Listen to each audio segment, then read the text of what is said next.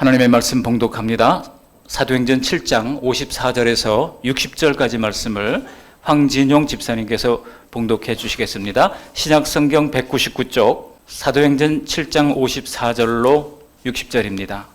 그들이 이 말을 듣고 마음에 찔려 그를 향하여 이를 갈거든 스데반이 성령 충만하여 하늘을 우러러 주목하여 하나님의 영광과 및 예수께서 하나님 우편에 서신 것을 보고 말하되 보라 하늘이 열리고 인자가 하나님 우편에 서신 것을 보노라 한데 그들이 큰 소리를 지르며 귀를 막고 일제히 그에게 달려들어 성 밖으로 내치고 돌로 칠세 증인들이 옷을 벗어 사울이라 하는 청년의 발 앞에 두니라. 그들이 돌로 스데반을 치니 스데반이 부르짖어 이르되 주 예수여 내 영혼을 받으시옵소서 하고 무릎을 꿇고 크게 불러 이르되 주여 이 죄를 그들에게 돌리지 마옵소서. 이 말을 하고 자니라. 아멘. 아멘. 우리 옆 사람하고 한번 인사하시겠습니다. 잘 오셨습니다. 반갑습니다. 환영합니다. 한번 인사하실까요? 네, 잘 오셨습니다. 반갑습니다. 환영합니다. 우리가 사도행전을 보고 있는데요. 5장에서는 아나니와 삽비라의 불명예스러운 죽음이 있었죠. 근데 오늘 7장에서는 스데반의 명예로운 죽음을 소개하고 있습니다. 앞서 보았듯이 6장에서는 초대교회 헬라파와 히브리파 간의 파벌 양상이 있었죠. 은혜롭지 못한 문제가 있었던 것을 다시 모여서 은혜롭게 해결을 했습니다. 사도들은 오직 말씀과 기도의 기본기에 충실을 하고 나머지는 7집사를 선정을 하는데 바로 헬라파 출신 7집사를 선정을 해서 모든 원망을 다 잠재우고 문제를 은혜롭게 해결하면서 무리가 아니라 제자로 성장해 나가는 모습을 봤습니다. 그런데 오늘 7장에서 다시 뜻하지 않게 스데반이 복음을 증거하다가 돌에 맞아 순교하는 일들을 당하게 된 것입니다. 성령과 지혜가 충만해서 칭찬을 듣던 이 스데반이 있는데요. 난데없는 이 스데반의 죽음에 교회는 또 한 번 큰 충격에 빠지게 됩니다. 스데반은 교회 역사상 최초의 순교자입니다. 우리 예수님의 사도들 가운데 최초의 순교자는 야고보 사도잖아요. 야고보 사도가 순교했던 때는 이보다 훨씬 이제 후에 일어난 일이고요. 최초의 순교자가 바로 스데반이 됩니다. 그렇지만 이 사건은요, 죽음에 대한 이야기라기보다는 어떻게 살아야 하는가에 대한 이야기라고 할 수 있습니다. 순교는 우리가 생각하기에 무슨 등신불에 나오는 만적 스님처럼 자신을 인신공양으로 불살라 자기가 믿는 신에게 바치는 것이 아닙니다.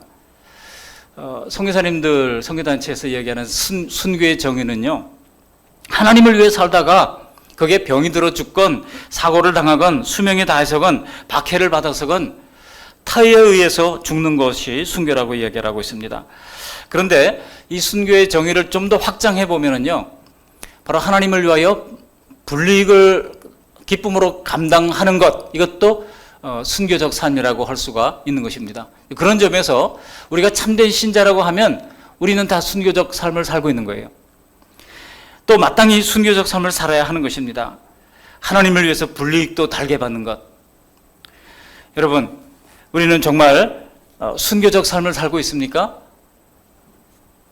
우리가 참된 신자라면 사실 누구나 다 순교자가 되어야 하는 것입니다. 우리 옆 사람에게 한번 이렇게 이야기해 봅시다. 순교적 삶을 삽시다.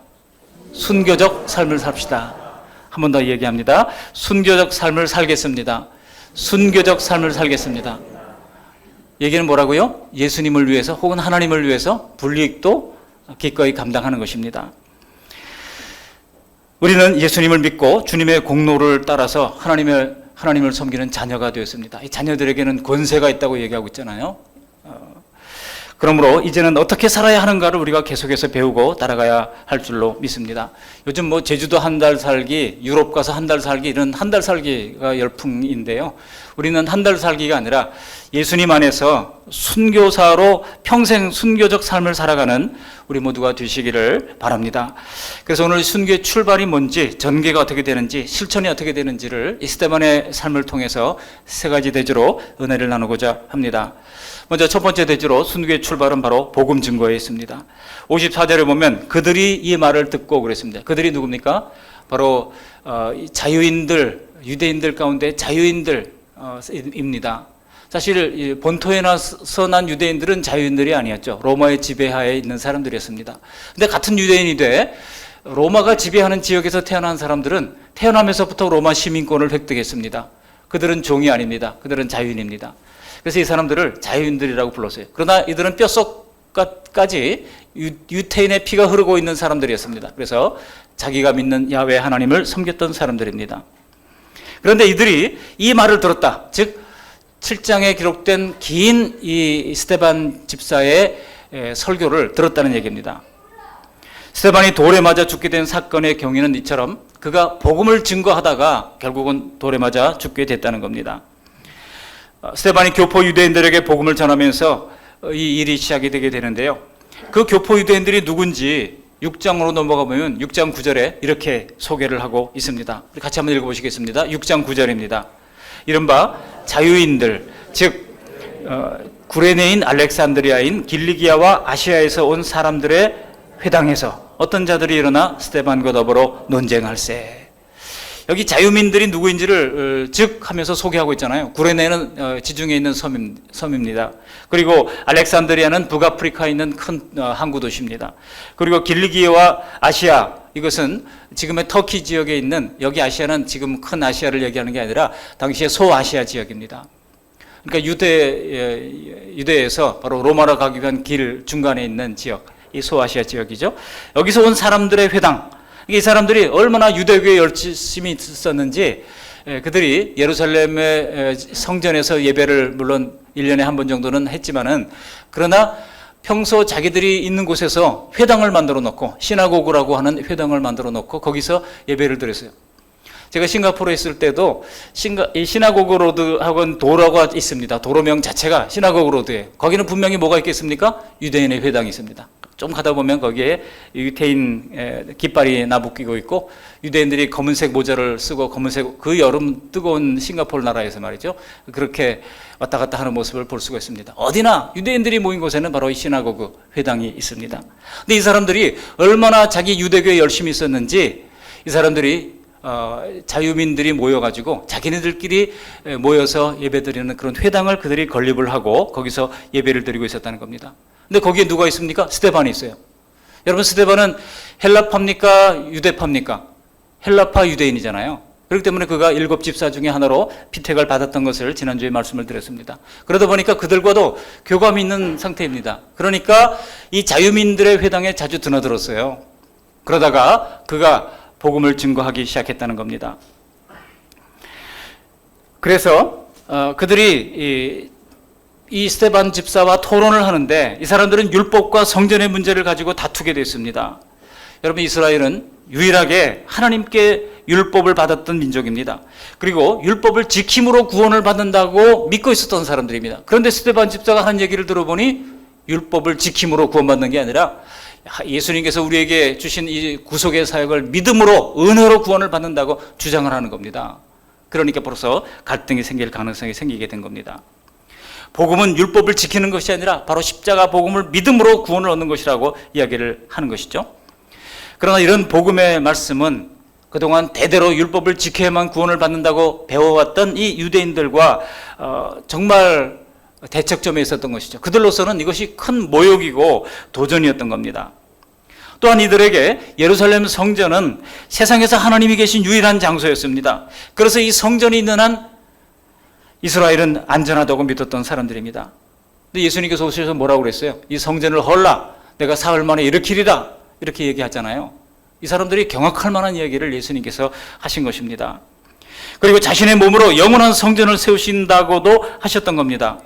성전도 필요 없고 성전 제사도 필요 없고 다 예수님을 상징하는 것이기 때문에 오직 십자가와 부활만이 중요하다라고 하는 이런 복음의 말씀을 유대인들이 들었을 때 그들이 납득이 잘 가지 않았던 것입니다. 근데 여러분, 지금은 어떻습니까? 지금 실제 정통 유대인들이 가면, 거리에도 가보면 그들이 지금 동물 제사를 드립니까? 안 드리잖아요. 지금 뭐 성전이 있습니까? 다 성전도 다 무슬림들, 이슬람들이 다 장악을 하고 있잖아요. 다 성전도 없어졌고 다 없어져 버렸어요. 그렇지만은 당시 이런 복음의 내용을 유대교인들에게 납득시키는 것은 결코 쉬운 일이 아니었을 겁니다. 우리가 전도하다 보면 사람들이 저마다 가지고 있는 여러 가지 장애물들이 부딪히게 됩니다. 제사 때문에 못 믿겠다 하는 분들도 있고, 또 어떤 분들은 집에 두 종교를 믿으면 안 된다, 그런 분들도 있고, 또 어떤 분들은요, 과학을 내세워서 이런 과학적인 세상에 무슨 종교냐, 이런 사람들이 있습니다. 또 어떤 사람은 법 없이도 살 사람인데 나는 종교 필요 없다, 이렇게 이야기하는 분들도 있습니다. 정말 사람이 먼저 받아들인 이 지식과 사상을 고치는 것이 얼마나 힘든지 모릅니다. 그것도 누군가에게 먼저 듣고 배운 것일 뿐인데도 말입니다. 그러나 성경은 우리가 신앙을 제외한다 할지라도 세상에서 가장 객관적인 진리라고 할 수 있습니다. 왜 그러냐면 우리가 성경을 읽을 때 성경은 고대 문서잖아요. 신약 성경도 적어도 2000년 된 고대 문서입니다. 모세오경 같은 경우에는 5000년 된 고대 문서입니다. 이걸 어떻게 우리가 믿을 수 있습니까? 그리고 원문은 하나도 없습니다. 함무라비 법전 원문이 하나도 남아있지 않습니다. 지금 남아있는 함무라비 법전의 조각들은요, 다 사본에 불과합니다.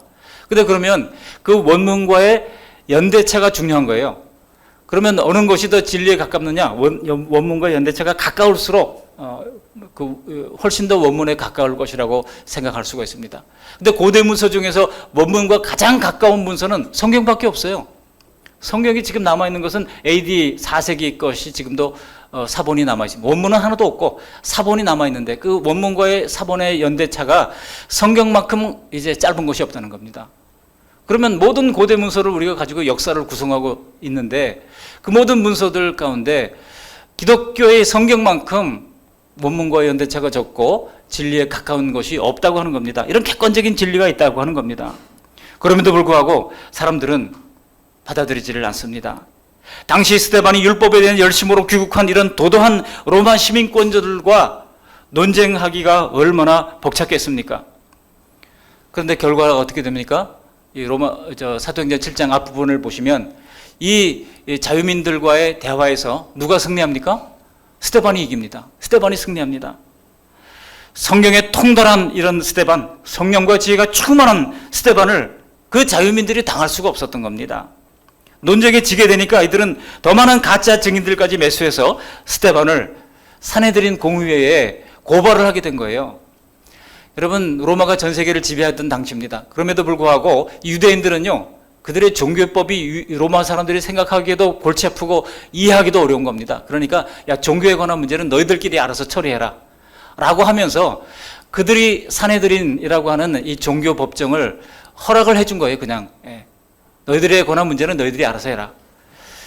그렇지만은 사내들인의 사람을 죽일 권한은 없습니다. 사람을 죽일 권한은 반드시 로마의 총독부에 의뢰를 해서 그 총독부에서 재판을 해야 되는 겁니다. 우리 예수님은 로마 총독부에서 이제 본디오 빌라도에게 재판을 받고 돌아가신 것이죠. 그렇지만은 종교에 관한 최고법을 그들이 집행을 할 수가 있었습니다. 그 종교에 관한 최고법이 무엇입니까? 그들이 생각하는 종교를 어겼을 때 최고법은 투석형입니다. 투석형으로 죽을 수도 있지만 살 수도 있는 거 아니에요? 그 투석형을 내리는 겁니다. 이게 그들이 내릴 수 있는 최고의 형벌이었어요. 근데 스데반은 그 투석형으로 말미암아 장렬하게 순교의 제물이 되고 말았던 겁니다.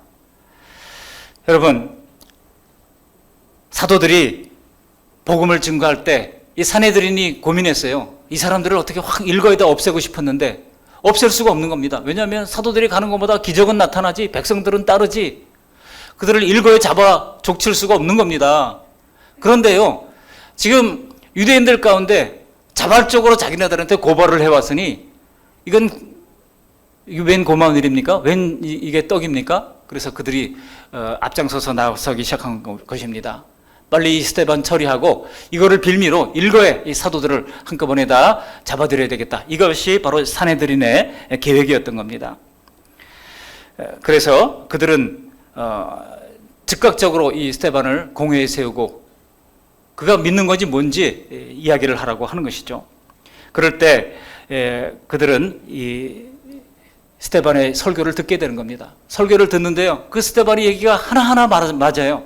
스데반이 그냥 뜬금없이 예수님에 관한 복음만을 증거한 것이 아니라 이 예수님이 어떻게 성경에 기록된 분인지 조목조목 그 율법에 기록된 내용들을 다 소개하면서 얘기하니까 이 철저히 율법을 따르던 이 자유민들도 어떻게 할 수가 없는 겁니다.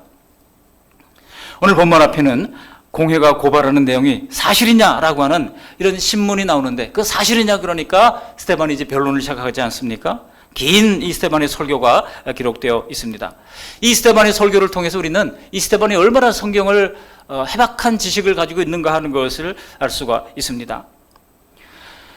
그의 설교 내용은 구약 성경과 이 복음이 얼마나 긴밀하게 연결되어 있는가를 철저하게 송곳처럼 정확하게 찍어서 증언을 해 주었던 겁니다.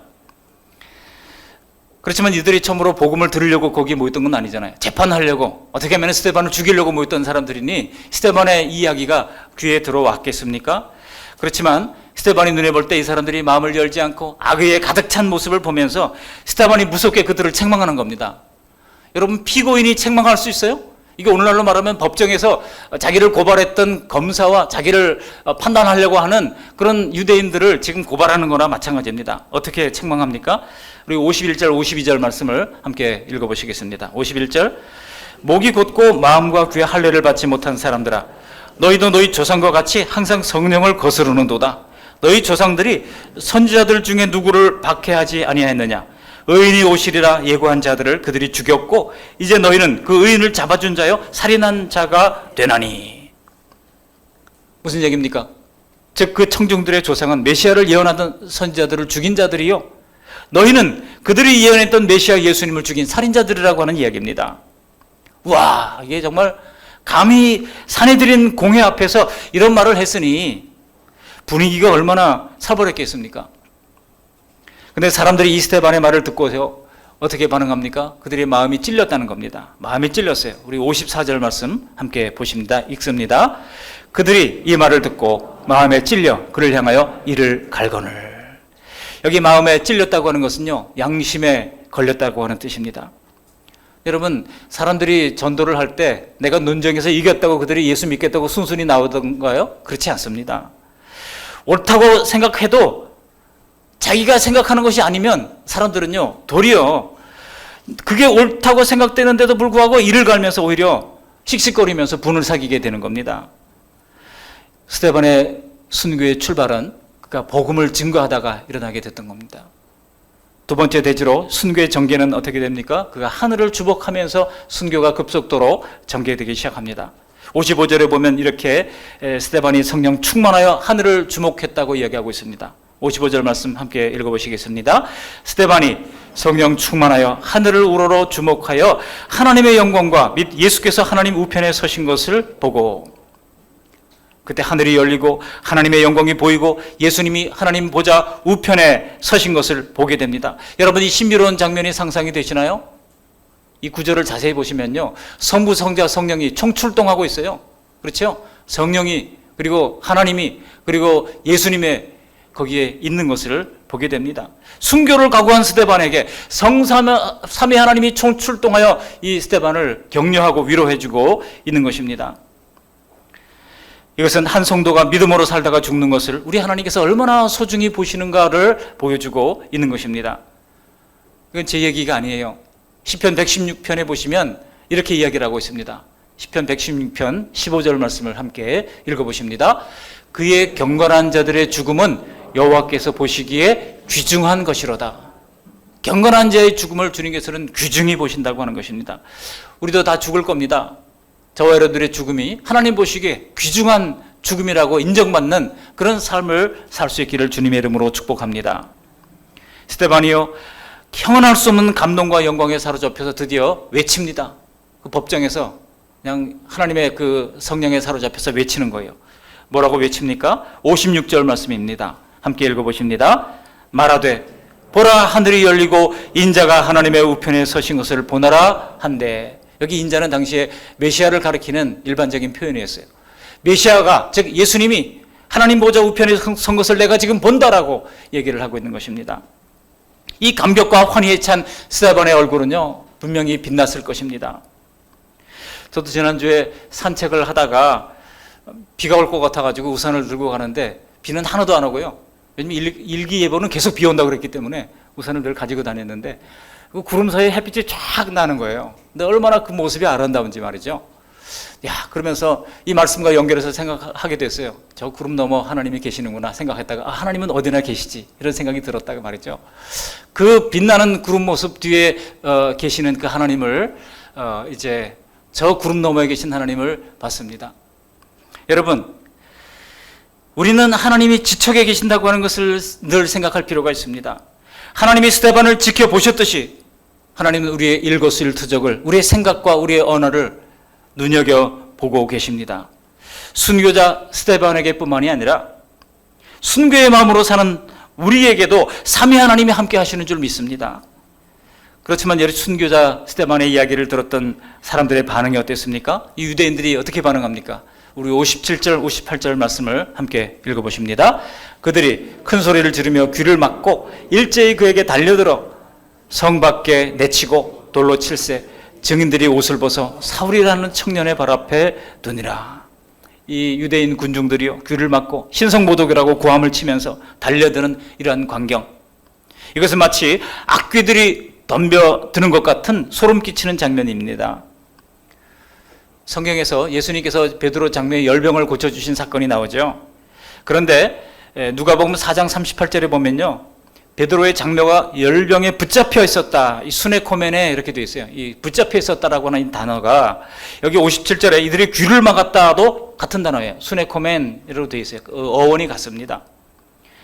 그러니까 이거는요, 병마가 이 베드로 장로를 열병으로 붙잡고 있었던 것 같지만 사실은 아니라고 하는 겁니다. 악한 이 사단이 그를 꼼짝 못하게 붙잡았다는 겁니다. 귀를 막았다는 것도 마찬가지예요. 이게 내가 반대하는 것 같았는데 그게 사실은 아니라고 하는 것입니다. 아나니아와 삽비라에게 사탄이 가득하여 하나님을 두려워하지 않고 성령을 시험했듯이 이 유대인들이 악령에 가득 차서 조종을 당하고 있었다는 뜻입니다. 그렇습니다. 여러분, 안티 기독교인들이요, 악플을 달면서 교회를 핍박할 때 그게 자기 마음만은 아니라고 하는 거예요. 자기도 모르게 어떤 악령에 사로잡혀 힘에 의해서 그렇게 악플을 달고 교회를 핍박하고 한다는 것입니다. 결국 이런 광란의 유대인들은요, 스데반을 예루살렘 성 밖으로 몰고 가고 돌로 쳐서 죽이고 말았던 것입니다. 그렇지만 그 순간까지도 스데반의 눈은 하늘을 바라보고 있었던 것입니다. 이러한 순교의 실천은 성령 충만함으로 이루어집니다. 마지막 세 번째 대지로 스데반의 순교에서 우리가 얻을 교훈이 무엇입니까? 먼저 우리는 순교에 대한 이 막연한 두려움을 걷어낼 필요가 있습니다. 하나님은 아무에게나 나를 위해 목숨을 버리라 이렇게 말씀하시는 분이 아니에요. 성경에서 자발적으로 목숨을 버리신 유일한 분은 오직 예수님밖에 없습니다. 그 예수님이 못하러 우리들에게 목숨을 버리라고 그렇게 말씀을 하시겠습니까? 오히려 살아서 더 잘 믿으러 그렇게 말씀하시는 것입니다. 그러므로 우리는 어떻게 하나님을 위하여 살 것인가, 어떻게 죽을 것인가를 생각하는 것이 아니라 어떻게 살 것인가를 날마다 생각할 필요가 있습니다. 때때로 역사 속에는 기독교 신앙을 금지하고 또 배교의 위협을 받았던 때도 많이 있었습니다. 그러나 순교는 그런 상황 속에서조차 죽는 한이 있다 할지라도 나는 하나님을 믿겠다라고 하는 사람들에게 주어지는 것입니다. 제 친구 목사님이 저 합천이라고 하는 곳에서 신앙생활을 했는데요. 거기는 뭐 워낙 큰 절들이 많잖아요. 그런데 거기에요, 교회가 있었는데 교회가 한 달에 한 번씩 유리창이 깨진다는 거예요. 사람들이 돌멩이를 던져가지고.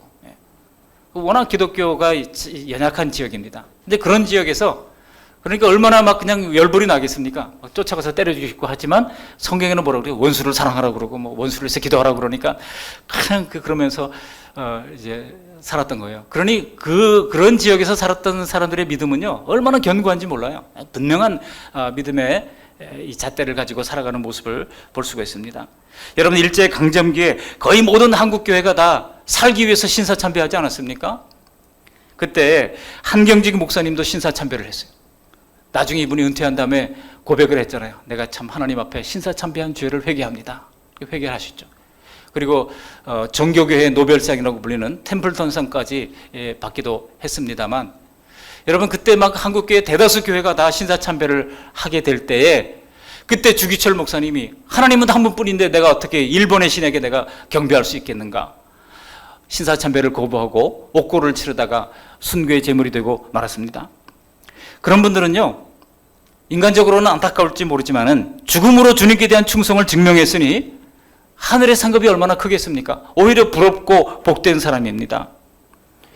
그러나 저는 우리에게도 그 순교자들 못지않은 예수님을 부인하지 못할 믿음이 있다고 믿습니다. 사실 우리 인생에서 하나님 빼고 예수님 빼버리면 뭐가 남습니까? 껍데기만 남죠. 하나님이 안 계시다면 나도 이 세상도 무슨 의미가 있겠습니까? 하나님이 이 모든 만물과 나를 창조하지 않으셨다면 우리는 우연히 생겼다가 고생과 탄식으로 얼룩진 인생을 살다가 사라지고 마는 것입니다. 만일 이게 전부라고 하면 우리 인생에 무슨 가치가 있겠습니까? 이 세상은 악을 대항해서 절대로 이기지를 못합니다. 보십시오. 아베 총리가 그냥 뒤에서 사제총으로 쏘니까 그냥 쓰러지고 말았잖아요. 우크라이나 참국만이 참극이 아닙니다. 또 미국은 어떻습니까? 총기를 그냥 계속 규제를 하지 못하고 있으니까 텍사스에서는 한 초등학교에서 총기 난사를 해가지고 21명이 목숨을 잃는 일들이 일어났어요. 거기 그 아이를 잃어버린 부모들이요, 그 아빠들이 어깨를 서로 손을 잡고 어루만지면서 서로 위로를 하고 기도를 하는 모습을 보는데 그 모습을 딱 보는데 제 코끝이 찡하더라고요. 이 험한 세상 하나님이 계셔서 모든 악을 공의로 심판해 주지 않는다고 하면 상처난 우리들의 마음이 언제 위로를 받고 싸매지게 되겠습니까? 그러므로 하나님을 우리 인생에서 뺀다고 하는 것은 상상할 수 없는 것입니다. 껍데기만 나눌 뿐인 것입니다. 저는 우리가 하나님을 위해 당장 죽지는 못한다 할지라도 하나님을 위해 지금도 살고 있다고 믿습니다. 질병이든 사고든 자연사든 그 어떤 죽음이라 할지라도 여러분 순교보다 쉽고 만만한 것은 없습니다. 그렇잖아요. 그런 점에서 우리들도 살아있는 순교자들입니다. 이 땅에 생애를 마칠 때 평생 하나님을 위해 살다가 죽은 순교자가 되는 것입니다. 오늘 스데반에게 돌진했던 유대인들처럼 마귀는 성도들을 세상 밖으로 몰고 가서 매장시키려 할 것입니다. 적지 않은 신자들이요, 그렇게 내몰려가지고 반쯤 죽은 상태로 타협하다가 돌아오지도 못하고 그렇게 어리석게 살아가고 있습니다. 그러나 오늘 스데반이 믿음으로 죽을 수 있었던 이유가 무엇입니까? 오늘 성경에 보면 그 이유를 명백하게 이야기를 하고 있습니다. 한번 찾아보시기 바랍니다. 공통점을 한번 찾아보세요. 6장 5절에 보면 믿음과 성령이 충만한 사람 스데반이라고 얘기하고 있죠. 6장 10절로 내려가 보시면 스데반이 지혜와 성령이 말함으로 그들이 능히 당하지 못하여 이야기하고 있습니다. 7장 55절에 보시면 스데반이 성령 충만하여 하늘을 우러러 주목하여 이렇게 얘기하고 있습니다. 이 스데반을 묘사하는 말 가운데 공통점이 뭡니까? 성령 충만입니다. 성령 충만. 한 사람을 설명하는데 성경이 이렇게 지속적으로 성령 충만하다고 기록하고 있는 성경은 없습니다. 오직 성령을 따라 살아야만 죽든 살든 하나님께 대한 믿음을 지킬 수가 있다는 것입니다. 여러분 로마서 14장 8절에 우리가 살아도 주를 위해 살고 죽어도 주를 위해 죽나니 사나 죽으나 우리가 주의 것이로다 고백을 하고 있는 것을 보십시오. 사도행전은 거듭 성도들이 성령의 힘으로 살아가야 한다고 하는 것을 보여주는 성령 행전인 것입니다. 우리가 예수님을 믿을 때 누구나 동일하게 성령을 선물로 주시잖아요. 성령의 내주를 허락해 주시는 것입니다. 성령이 아니고서는 아무도 예수님을 주라고 고백할 수 없다고 고린도전서 12장 3절을 말씀합니다. 그러나 삶의 능력이 되는 성령 충만의 정도는요, 사람마다 달라요. 어떻게 다릅니까? 그것은요, 기본기가 된 사람들에게 성령 충만을 주시는 것입니다. 우리가 청년 시절에는 저 같은 사람도 사도행전의 그 성령 충만함을 임하기를 무조건 기도하고 원했습니다. 우리 청년들이 날마다 교회 모여서 그렇게 기도하고 기도원 다니고 그랬던 기억이 납니다. 근데 요즘은 그렇게 믿음 안에 살려고 하는 간절한 마음을 가진 사람들이 많이 보이지 않습니다. 오순절의 집단적 성령 충만, 초대교회 교인들의 이런 성령 충만도요, 그들이 그것을 감당할 만한 기본적 경건이 있었기 때문입니다. 말씀과 기도의 기본기가 있었기 때문입니다. 성경은요, 그들이 기도와 말씀으로 다져진 그 경건한 유대인이었다고 밝히고 있어요. 바로 거기에 성령 충만이 부어지니 기본적인 경건의 바탕 위에 큰 역사가 나타나고 열매로 나타나게 됐던 겁니다. 우리 성령 하나님은 아무에게나 성령 충만을 주신 분은 아닙니다. 성령 내주는 허락하셨다 할지라도 성령의 기뻐하시는 일을 하지 않는다면 내주하는 성령님을 근심하게 한다고 말하고 있어요. 여러분, 우리 가운데 내주하는 성령님을 근심하게 하지 마시기를 바랍니다. 만일 초대교회 새신자에게 성령 충만을 부어준다고 하면 그동안 죄성을 따라온 인격과 부조화가 생기니까 큰 문제가 생기게 됩니다. 성령님이 내게 영향을 주시는 충만의 정도는요, 내 인격이 수용할 만한 그런 경건의 정도와 비례합니다. 그러니 우리도 성령 충만을 받기 위해서는요, 날마다 말씀과 기도의 기본기, 그것을 담을 그릇을 만들어가는 것이 필요한 것입니다. 제가 가끔 산책을 하다 보면요, 이렇게 라디오를 크게 틀어놓고 이렇게 운동을 하시는 분들이 있어요. 근데 어떤 분들은 지나가는데 막 비 내리는 호남선 이런 걸 틀어놓고 이제 가는데 저도 모르게 자꾸 박자가 이렇게 맞춰지더라고요. 그래서 아니, 목사가 이러면 안 되지. 그런데 이제 며칠 전에는 가다가 어떤 분이 또 성경을 틀어놓고 가시더라고요. 성경을 틀어 아브라함이 막 가는데 야, 대단한 믿음이다. 꼭 저렇게까지 해야 되나 이런 생각이 들었어요. 그런데 오늘 이 말씀을 준비하면서 제가 회개했어요. 야, 저렇게까지 정말 성경책을 읽고 찬송가를 틀어놓고 할 수 있는 믿음이라면 야, 이것도 순교적 삶이라고 하는 생각이 들었습니다. 이거 여러분 그렇게 할 수 있으시겠어요? 이거 쉬운 일이, 목사라도 그렇게 하지 못할 것 같아요. 예. 그렇게 탁 틀어놓고 그렇게 다니시더라고요. 뒤따라가면서 그냥 계속 성경을 듣는데 은혜가 되더라고요. 비 내리는 호남선보다 훨씬 좋더라고요. 여러분, 우리가 믿음의 길을 나섰다면 다니엘처럼 세상에 대해서도 어느 정도는 선을 그을 필요가 있습니다. 세상 가운데 하나님께 속한 것을 잘 분별해서 우리 마음속에 들어놔야지, 그렇지 않으면요 금방 세속에 잠식당하는 거예요. 그리고 내게 속한 것들, 나의 시간, 재능, 지물, 지위, 관계 이런 것들을 하나님을 위해 사용하도록 고민하면서 실제로 그렇게 헌신할 필요가 있는 것입니다. 이것이 바로 날마다 순교적 삶을 살아가는 길입니다. 오늘 성령 충만하고 유능했던 스데반 집사의 죽음이 어쩌면 허망하게 느껴질 수도 있어요. 그러나 사도행전의 기록자 누가에 있어서는 스데반 집사의 순교로 끝나지 않습니다. 그 스데반 집사의 그 순교한 제물의 그 옷을 누구한테 놨다고 얘기하고 있습니까? 사도 사울의 발 앞에 놓았다고 얘기를 하고 있는 겁니다. 사도 바울도 아까 보셨던 것처럼 고향이 어디입니까? 길리기아 다소잖아요. 그런데 6장 9절에 보면요, 그 길리기아에서 온 자유민들의 여러 사람들을 얘기하고, 알렉산드리아도 얘기하고 있는데요, 거기에 길리기아에 자유민이 있었다고 얘기하고 있습니다. 바울은 처음부터 스데반과 논쟁을 했던 사람이고, 회당과 유대교인들과 함께 스데반을 고소했던 사람이고, 법정에 시종일관 참여했던 사람입니다. 그리고 스데반을 죽이는데 찬성표를 던졌던 사람입니다. 스데반이 죽는 현장을 끝까지 지켜봤던 사람입니다. 그런데 성령께서 이러한 사실을 의미 있게 기록한 것은 왜일까요? 그래서 바로 바울의 전도 공로를, 바울을 전도한 공로를 바로 스데반에게 돌린다고 하는 뜻 아니겠습니까? 스데반이 순교로 말미암아 바울이 그가 가졌던 율법에 대한 관점을 새롭게 하는 계기가 되었던 겁니다. 바울은 그 뒤로 스데반의 설교를 곱씹고 생각했을 겁니다. 이 바울 신학의 가장 기초가 됐던 것은 바로 스데반의 신학이었던 거예요. 그래서 스데반이 그 이야기를 말로 이 사도행전을 기록한 누가에게 설명을 해줬던 겁니다. 누가는 그 바울의 말을 잘 기록을 했다가 오늘 우리들에게 이 사도행전을 기록으로 남겨서 오늘 우리까지 그 스데반의 긴 설교를 우리가 들을 수 있게 된 거예요. 여러분 놀랍지 않습니까? 복음은요 스데반의 죽음으로 끝나지 않았어요. 바울로 말미암아 전 세계가 복음을 받는 놀라운 역사가 일어나게 됐던 것이고, 이것이 유럽을 거쳐서 아시아까지, 극동에 있던 대한민국까지 와서 이제는 우리가 복음을 받고 전 세계로 선교사님들을 보내는 나라로 성장했으니, 이게 성령의 역사가 아니고 무엇이겠습니까? 말씀을 정리합니다. 오늘 스데반의 죽음을 보시면서 하나님을 섬기는 것이 그만큼 가치와 행복이라고 하는 것을 깨닫게 됩니다. 올해는 우리 교회도 50주년인데요. 춘천 성시화, 이 성시화 운동본부도 50주년이더라고요.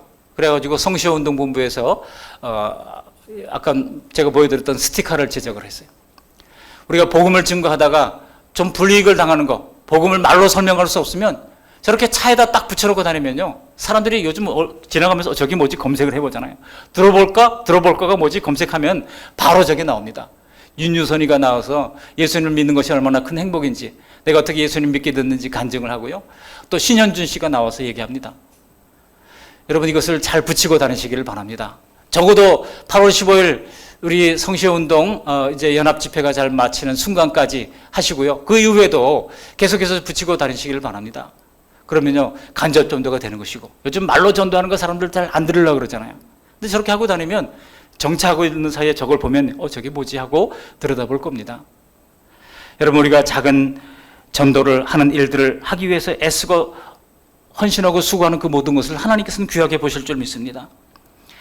어디 세상이 사람의 욕심과 소원을 호락호락 채워주겠습니까? 이 세상도요 결코 그렇게 호락호락하지 않습니다. 사람들은 행복을 찾아가서 행복의 파랑새를 따르려고 하지만은요, 그게 어디서 그렇게 찾아집니까? 그러나 세상이 주는 행복의 크기는 결코 우리에게 영원한 만족을 주지 않습니다. 그 이유는 우리의 가슴 속에는 오직 하나님만이 채울 수 있는 큰 빈 구멍이 있기 때문입니다. 그 구멍을 예수님의 복음으로 채울 수 있기를 바랍니다. 또 아직도 예수 믿지 않는 우리 골육 친척들, 가족들, 자녀들, 부모님들에게 더 늦기 전에 예수님을 만날 수 있도록 우리가 힘을 합하여 헌신할 수 있기를 바랍니다. 복음의 빚진 자의 마음으로 사는 우리 모두가 되셔서 여러분, 우리가 몸의 근육을 만들기 위해서도 뭔가 아령을 하고 덤벨을 하고 막 하잖아요. 그럴 때 밀고 당기고 버티고 하잖아요. 그런 것처럼 신앙생활에서도 지고 가야 할 짐이 어느 정도 있어야 신앙의 근육이 생기는 거예요. 너무나 편하게 신앙생활하면요, 신앙의 근육이 생기지 않습니다. 우리 예수님도 마태복음 11장 28절에 수고하고 무거운 짐진 자들아 다 내게로 오라, 내가 너희를 쉬게 하리라 말씀하셨어요. 우리 그 말씀만 좋아하죠? 그 다음 구절이 뭔지 아십니까? 나는 마음이 온유하고 겸손하니 나의 멍에를 메고 내게 배우라고 말씀하셨어요. 예수 믿는 자들에게는요, 예수님이 주시는 멍에도 있습니다. 예수님이 주신 이 직분자의 명예, 이 장로님의 멍에 얼마나 큽니까? 우리 이재섭 수사님 장로님 되고 보니까 멍에가 있어요, 없어요? 벌써 있답니다. 일주일 지났는데 벌써 멍에가 있어요. 예. 뭐 걸핏하면 자꾸 장로가 그런 얘기를 듣잖아요. 예. 뭐 목사는 또 오죽하겠습니까? 그러니 이 멍에가 얼마나 큰지 몰라요. 그렇지만 그 멍에로 말미암아 마치 배가 항해를 안전하게 하기 위해서는 그 밑에 바닥짐을 둡니다. 굉장히 많은 이 물을 채우거나 아니면 쇳덩이를 깔거나 해가지고 바닥짐을 둬야 배가 흔들리지를 않게 되는 겁니다. 그런 것처럼 이 험난한 세상 우리가 예수님으로 말미암아 지고 가야 할 짐도 기꺼이 지고 가면서 예수님의 멍에를 달궈지고 섬기는 그런 순교적 삶을 살다가 주님께서 다시 오실 때 잘했다 칭찬받는 저와 여러분들이 다 되시기를 주님의 이름으로 축원합니다. 아멘. 고맙고 감사하신 하나님 아버지, 오늘 순교의 정의가 무엇인지를 새롭게 배웠습니다. 예수님을 위하여, 하나님을 위하여 불릭도 달개지는 것임을 알게 도와주셨으니 하나님 아버지, 복음을 전도하다가 당하는 온갖 종류의 핍박과 어려움들도 견디게 하시고 하나님이 그때 낭망하지 아니하고 하늘을 주목해 볼 수 있도록 은혜를 베풀어 주시옵소서. 마귀와 충동하여 달려들고 돌진한 그런 곳이라 할지라도 우리의 눈은 항상 하늘을 주목할 수 있도록 도와주시며 그들이 믿음으로 순교할 수 있었던 것처럼 성령 충만함으로 우리도 성령 충만하여 세상과 자기 중심성으로 향하는 우리의 욕심을 줄이고 주님께서 분부하신 천사도 흠모할 만한 복음 전도의 사명을 잘 감당할 수 있도록 은혜 베풀어 주시옵소서. 예수님의 이름으로 감사하며 기도합니다. 아멘.